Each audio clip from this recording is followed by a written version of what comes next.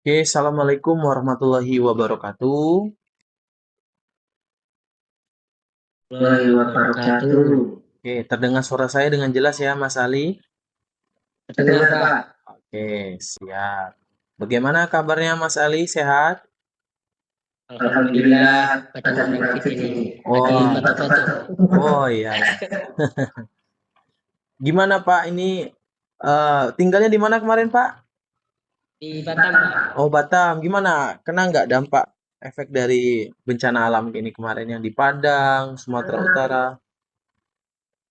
Belum kena. Cuman masih Alhamdulillah. ada juga. Lautnya ini udah mulai naik, pasang. Oh iya, iya. Siap. Ya, Alhamdulillah Pak ya. Alhamdulillah masih diberikan keselamatan, Pak ya, karena saudara-saudara kita yang di Sumatera Barat, Sumatera Utara, sama di Aceh sedang mengalami musibah. Oke, ini Mas Habib, silakan dibuka kameranya. Nah, ini nih Pak ya, nih kan. Nah, tuh kan kelihatan kan, gantengnya kan. Tuh ya, oke. Jadi biar kita enak diskusinya, coba kita mulai dulu dari materi berkas pembuktian. Ini saya coba share screen dulu. Bagaimana? Apakah share screen saya terlihat? Lihat, Pak, cuman kecil. Ini udah jelas. Oke, siap.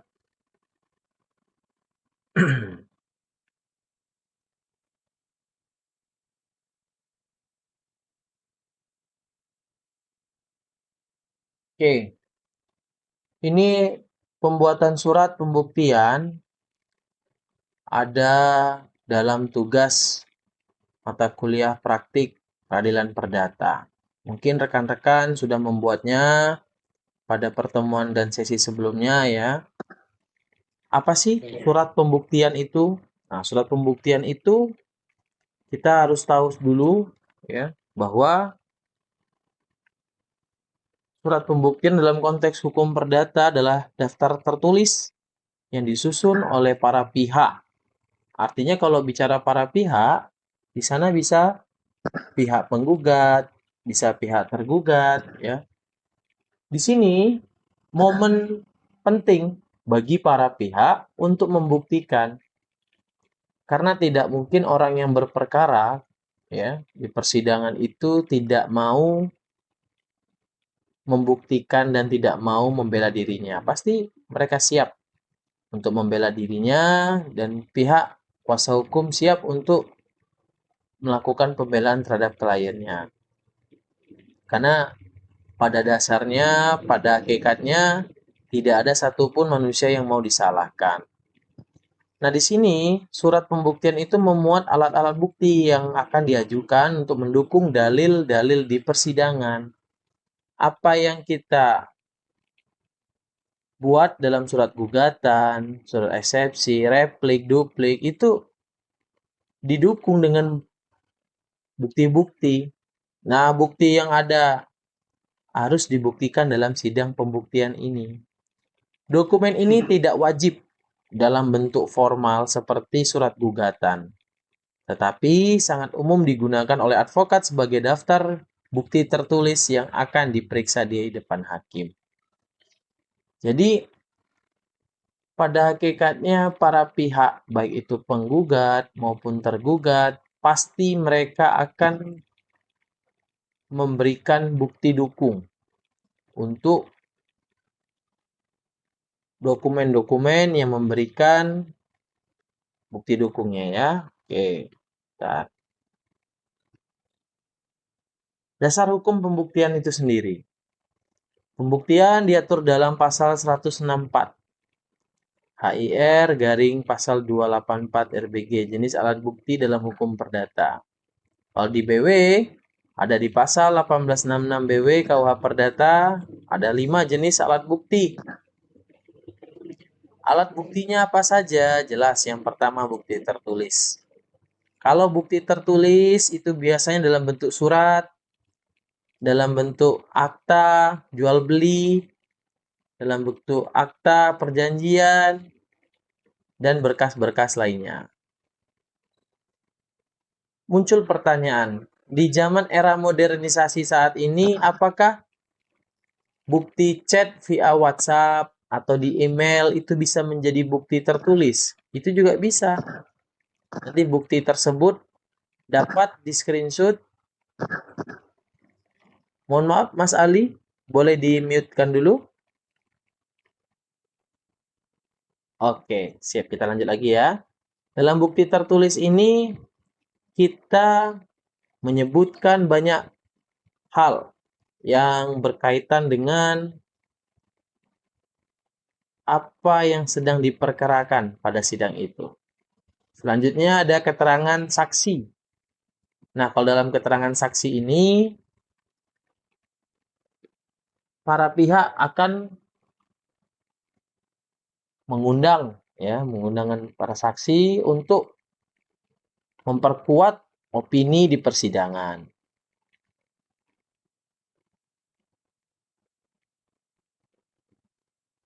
Bentar ya, ini ada yang ingin bergabung dalam MS Team ini. Saya stop sharing sebentar. Tidak ada ini.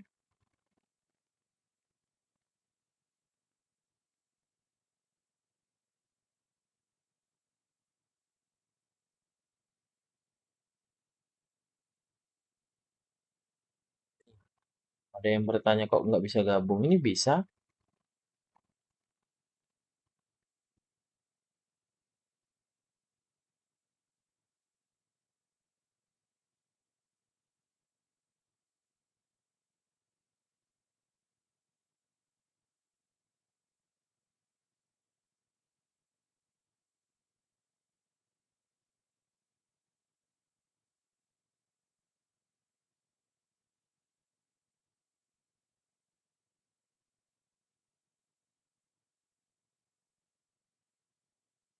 Oke, kita lanjut lagi ya. Mungkin teman-temannya. Oke, bisa. Oke, Mas Roy. Gimana kabarnya, sehat?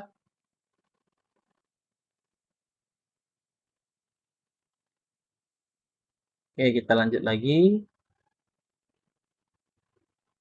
Nih, pada bagian dasar hukum pembuktian ya. Di sini tadi ada bukti tertulis, keterangan saksi, dan yang ketiga ada persangkaan, terus pengakuan, ya, terus sumpah. Biasanya di sini akan dihadirkan juru sumpah ya nantinya.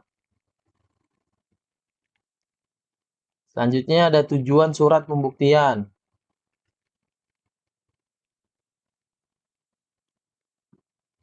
Tujuan surat pembuktian pertama jelas memberitahu majelis hakim. Di sini memberitahu majelis hakim seperti apa?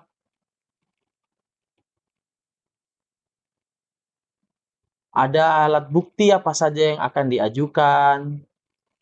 Selanjutnya membantu hakim. Di sini dalam hal membantu hakim dalam menilai keterkaitan antara bukti dan dalil hukum. Untuk 1 dan 2 ini memberitahu majelis hakim alat bukti apa saja yang akan diajukan.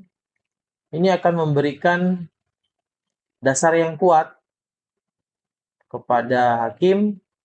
Oke, sebentar ada yang ingin masuk. Oke, sebentar ya, ada yang WA ini mahasiswa. Mohon maaf Bapak, saya sedang dalam perjalanan dari Semarang menuju Bandung bersama beliau. Bersama beliau siapa?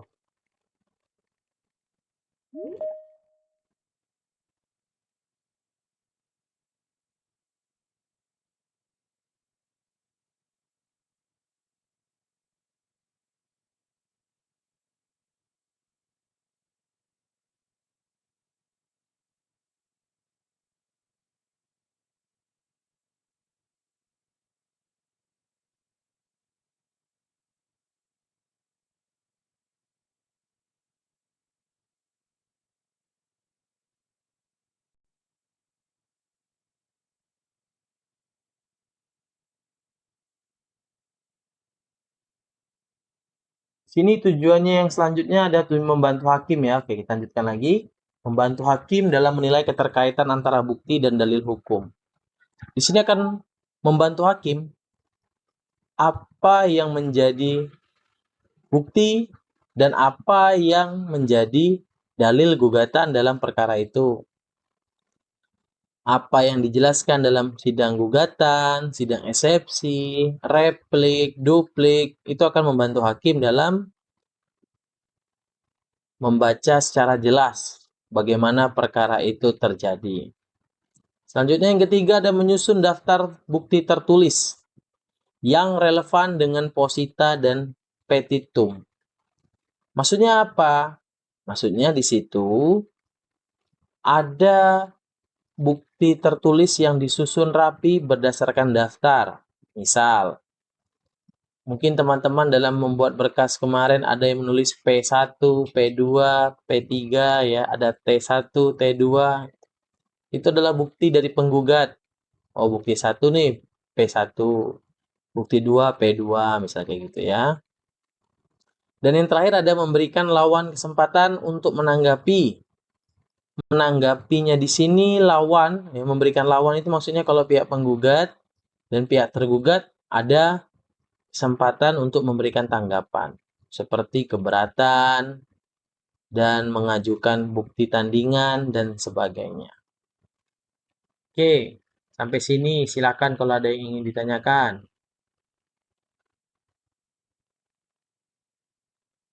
Ada yang ingin ditanyakan kah? Oke, tidak ada. Kita lanjut.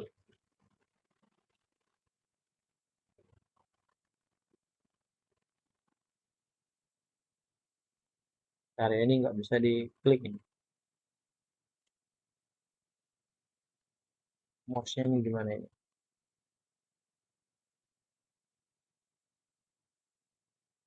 Apakah terdengar suara saya? Atau laptop saya lagi ngeblank ini? Ah, enggak ya. Oke, oke. Izin bertanya, Pak. Oke, boleh, silakan. Mas Jadi Ali. Bapak bilang kan surat pembuktian kan tidak wajib. Mm-mm.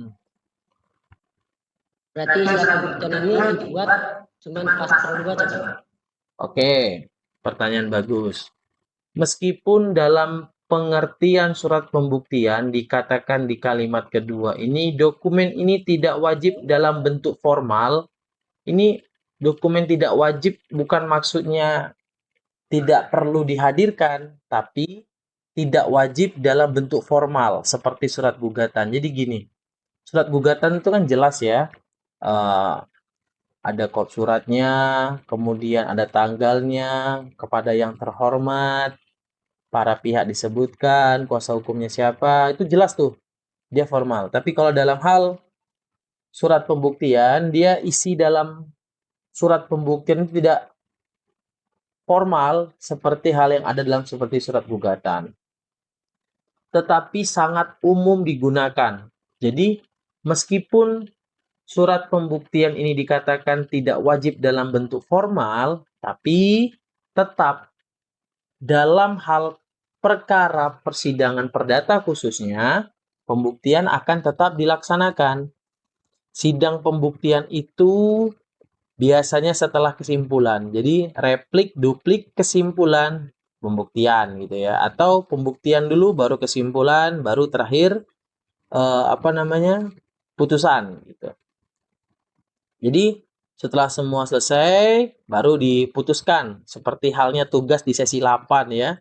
Mungkin rekan-rekan yang membuat tugas di sesi 8 sama kayak tugas di sesi 7 yaitu kesimpulan. Nah, itu keliru itu. Karena ada kekeliruan ya di dalam sistemnya itu. Jadi 7 kesimpulan, sesi 8 itu surat putusan ya. Nah, bicara soal putusan nanti kita bahas lagi ya karena ada yang keliru kemarin. Gitu ya Mas Ali, gimana Mas Ali? Ada yang ingin tanyakan lagi? Cukup, Pak. Terima kasih, Oke, Pak. ya. Cukup terima kasih atas pertanyaannya ya.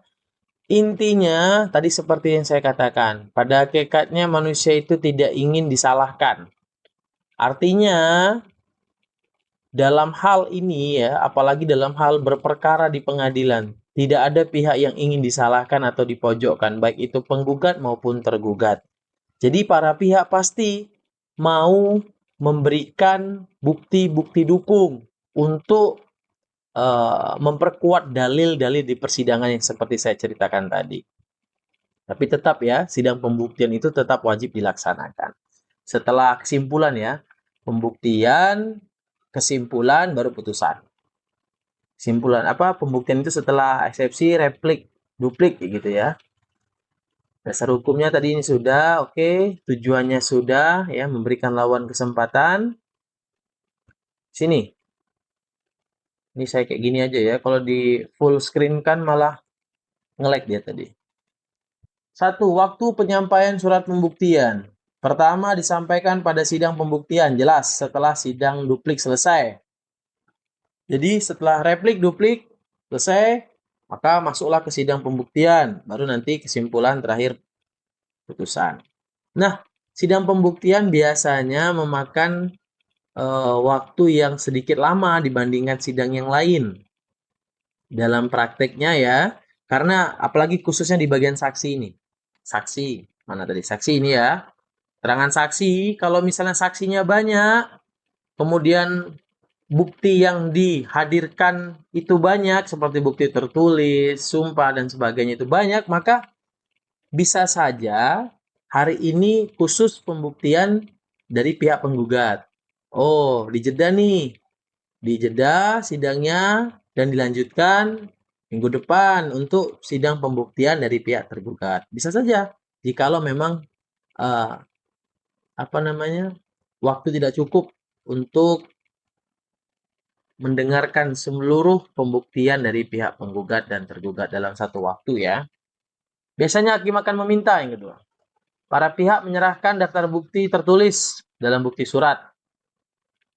Dalam bukti surat di sini jelas ya, para pihak harus menyertakan baik itu dokumen asli ataupun dokumen fotokopi yang sudah dilegalisir ataupun non dilegalisir. Jadi, bagaimana kita bisa mendukung klien kita ya atau mendukung diri kita sendiri melalui bukti dukung di pembuktian ini kalau kita tidak memiliki bukti surat yang dalam bentuk fisiknya ya, hanya dalam bentuk foto saja enggak bisa, itu harus dicetak kayak gitu ya. Harus dicetak, nggak bisa, oh Pak, ini Pak Hakim, majelis hakim ini ada bukti tapi dalam bentuk foto, ya fotonya dicetak kayak gitu. Atau bukti chat screenshot, ya chat screenshotnya dicetak, nggak boleh nggak kayak gitu ya. Yang ketiga, selanjutnya dilakukan pemeriksaan bukti. Pemeriksaan bukti di sini maksudnya apa? Satu persatu. Legalisasi, pencocokan, dan pembuktian relevansi. Oke, kita break sejenak ya, soalnya lagi azan Isya di tempat saya.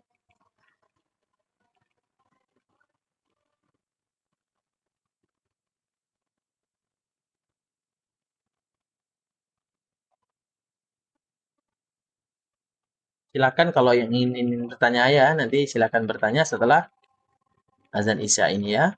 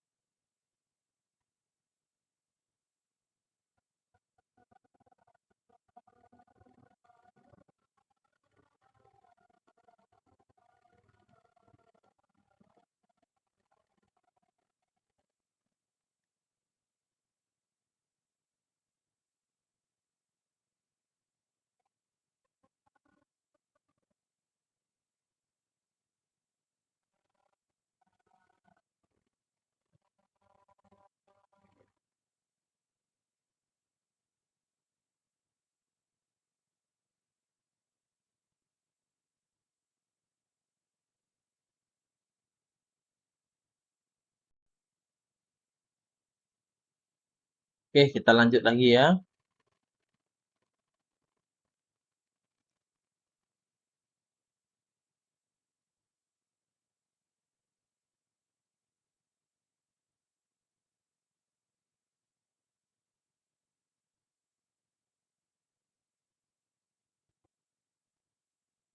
Waktu penyampaian surat pembuktian.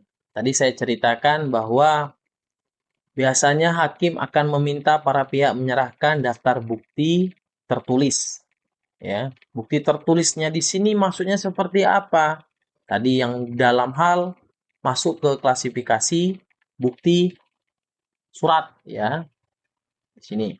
Nah, di nomor satu ini kan bukti tertulis itu sama dengan surat-surat ya. Itu harus ditunjukkan secara fisiknya kayak gitu ya. Yang ketiga selanjutnya dilakukan pemeriksaan bukti.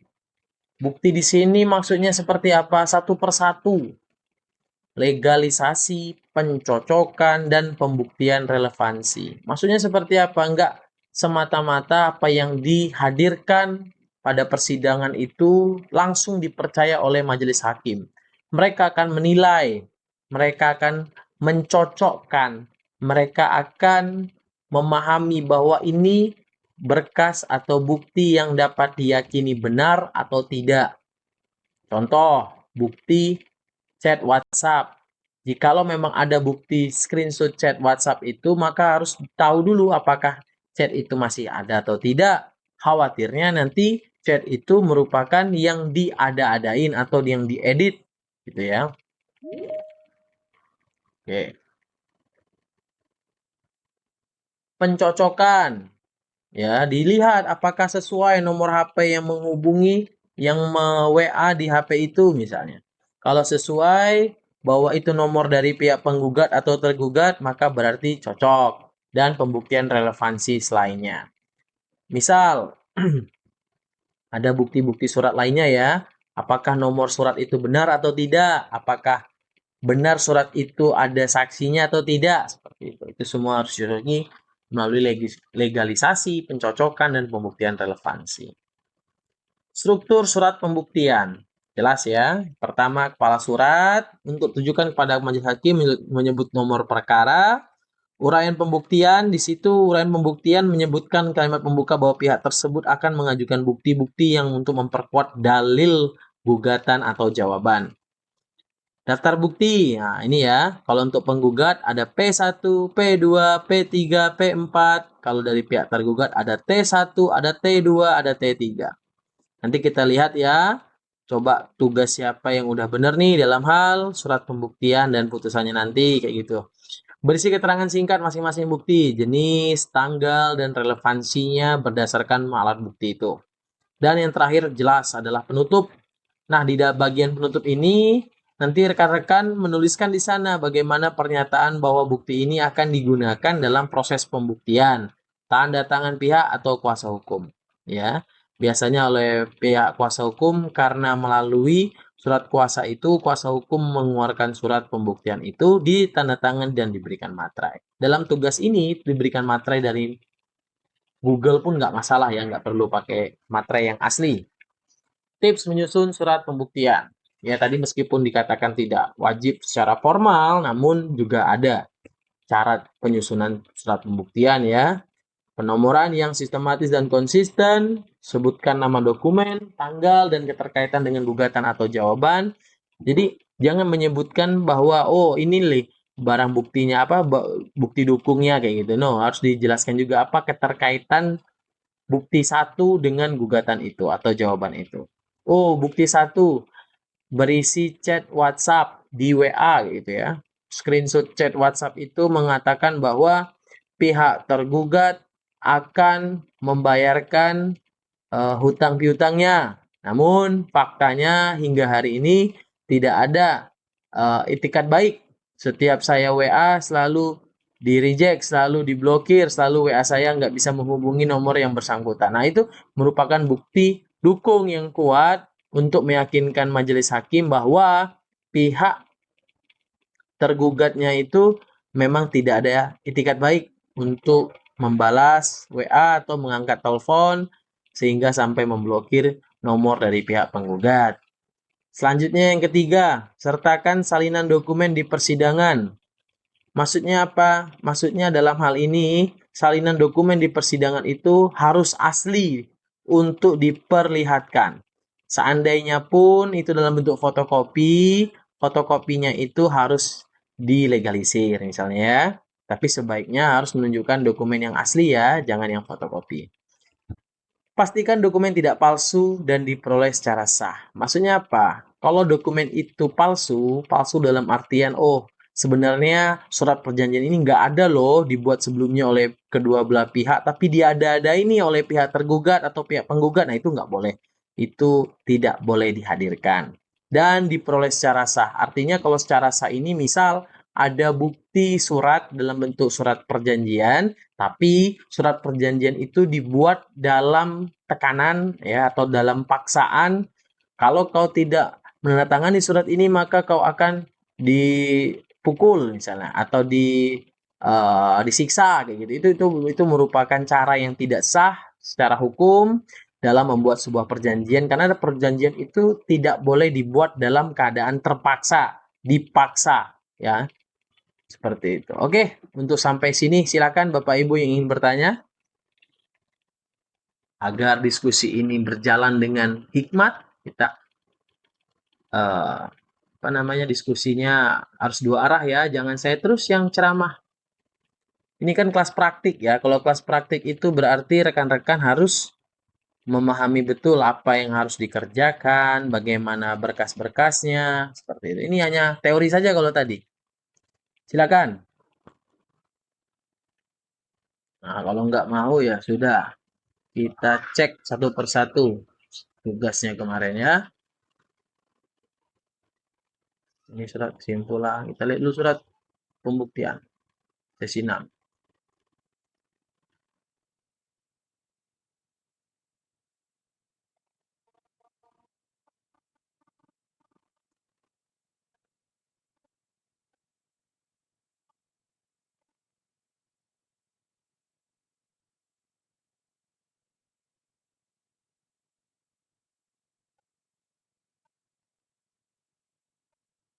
Oke, terlihat ya di sini ya.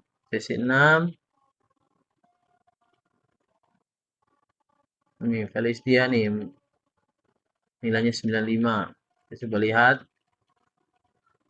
Ini ya. Contoh tugas dari Felistia untuk surat pembuktian. Ada jelas, ada logonya, ada nama kantornya, tanggal, lokasi, kepada yang terhormat, hal penyampaian alat bukti, oke udah bagus. Beralamat di jalan, oke udah bagus. Bertindak untuk atas nama klien ya, Tuan Andi. Nah, ini ada bukti P1, P2, P3, gitu ya. Jadi di sini ya ada fotokopi, jelas fotokopi misalnya atau alat bukti pembayaran uang muka sebesar bla bla bla. P5, P6, P7 kayak gitu ya. Demikian bukti surat ini kami buat dengan sebenar-benarnya yang telah dilegalisir. Jadi dari bukti-bukti ini nanti ya akan dihadirkan di persidangan seperti fotokopi KTP ya harus dihadirkan. Fotokopi KTP Andi dan Tuan Budi. Terus fotokopi KTP dengan nik kayak gitu. Perjanjian jual beli tanah. Pak, ini fotokopi Pak nggak apa-apa dalam fotokopi perjanjian jual beli tanah ya. Mungkin surat perjanjian jual beli tanahnya satu, jadi difotokopi saja kayak gitu kan. Yang asli dipegang oleh pihak tergugat misalnya. Oke, jadi nanti para majelis hakim akan mencocokkan fotokopi perjanjian jual beli yang dipegang oleh pihak penggugat dengan pihak tergugat apakah sudah sama apa belum, sesuai atau tidak. Khawatirnya di pihak penggugat seperti A, di pihak tergugat seperti B. Ada surat somasi 1, somasi 2, bukti rekaman chat atau percakapan atau chat ya via media sosial atau WhatsApp misalnya. Bukti dokumen kerugian penggugat dan sebagainya. Ini udah bagus nih ya. Oke, selanjutnya di sini siapa-siapa aja orangnya nih saya mau lihat. Mas Ali, Mas Roy.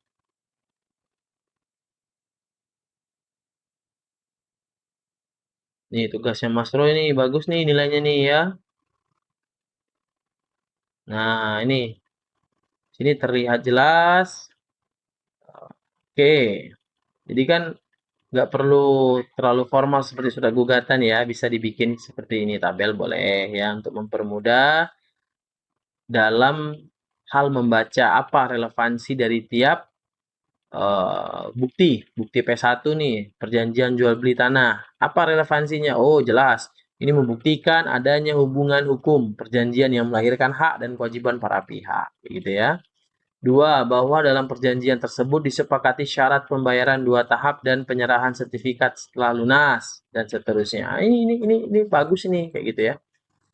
Ini bagus. Nah, ada relevansinya, ada buktinya, penjelasannya, relevansinya. Ini sangat bagus ya. Tepuk tangan dulu untuk Mas Roy, mantap pokoknya. Oke, selanjutnya di sini kita lihat mungkin tugasnya Mas Farhan, Mas Ali, Mas Habib. Oke, nih Mas Farhan nih.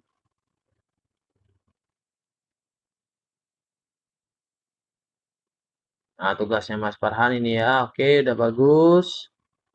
Dalam nomor perkaranya ada. Oke, bukti P1, P2, tujuan pembuktian ya. Ini nanti sebaiknya ditulis dengan relevansi. Seperti itu. Oke, sudah cukup. Bukti P1, P2 sampai P4. Iya, mantap ya. Mas Ali nih, Mas Ali nih. Nah, di sini ya, surat pembuktiannya jelas. Nah, ada P1, fotokopi perjanjian jual beli tanah, bukti transfer, somasi 1, somasi 2, dan seterusnya.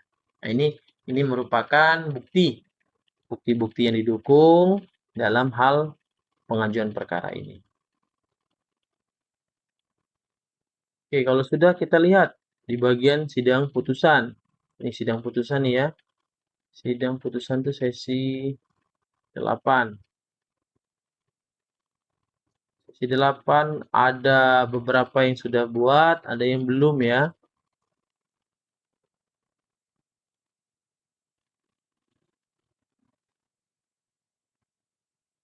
Ini atas nama Prayoga ya, belum pernah masuk ikut to web. Jadi nilainya sangat rendah. Mas Heri juga ini.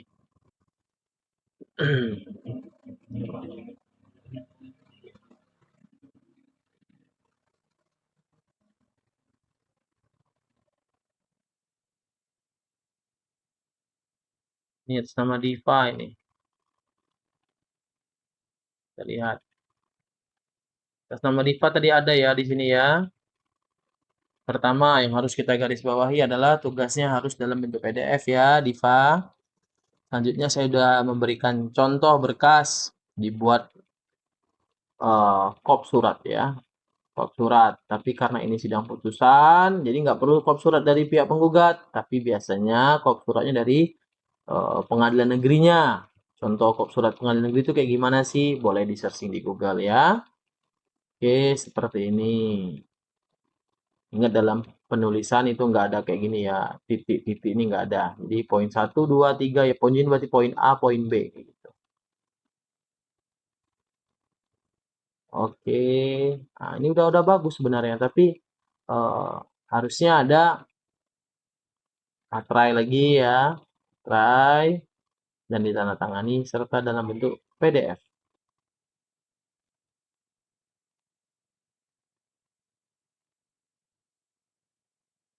Oke, tugasnya Mas Roy kita coba lihat ya.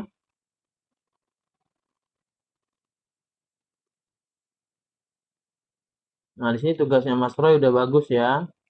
Tapi ada tapinya nih, Mas Roy. Coba Mas Roy boleh bersuara, silahkan.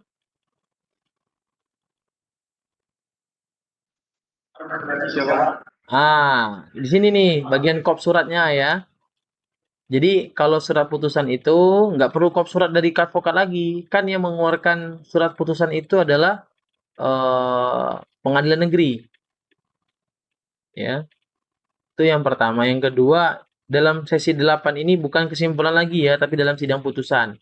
Coba mumpung masih ada waktu sebelum deadline-nya habis, coba dibuat tugas yang berkaitan dengan sesi 8 yaitu tugas putusan hakim. Oke? Oke, ya silakan diperbaiki ya, karena ini bukan simpulan lagi. Kalau surat simpulan itu ada dalam sesi 7. Oke, sip. Oke, lanjut lagi ya.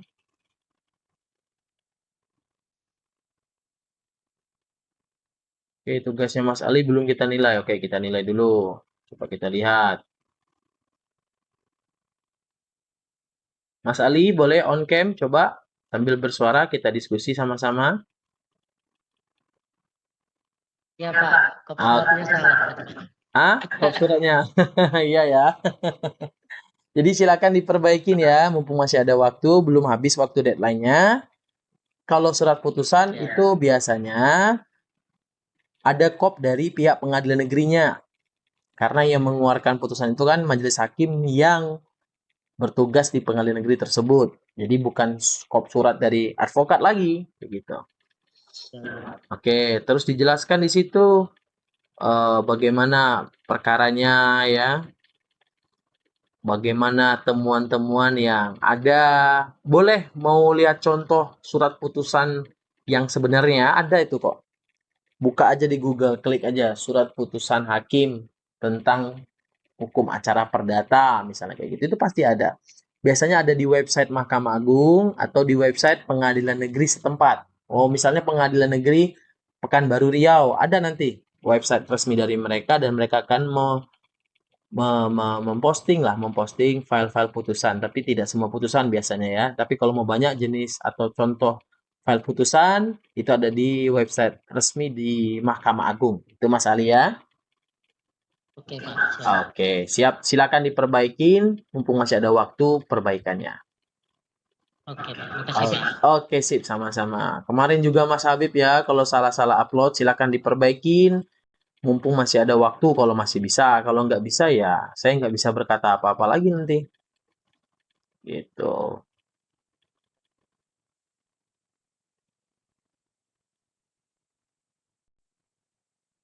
Oke, ada pertanyaan atau tidak, rekan-rekan?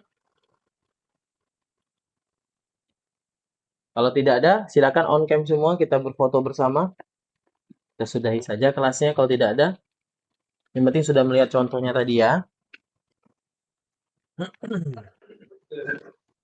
Oke, silakan semuanya on cam.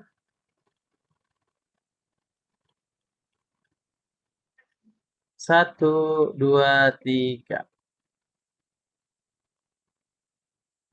Sekali lagi. 1, 2, 3. Oke, cukup. Terima kasih Bapak Ibu semuanya. Kita akhiri kelas web 4 pada malam hari ini. Apabila ada pertanyaan atau yang ingin diskusikan, silakan didiskusikan by via WA atau via grup WA kelas web 4. Saya akhiri. Assalamualaikum warahmatullahi wabarakatuh.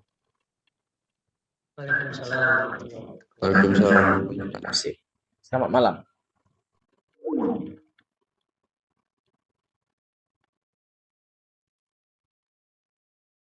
Ini tadi ada di mana ya? Untuk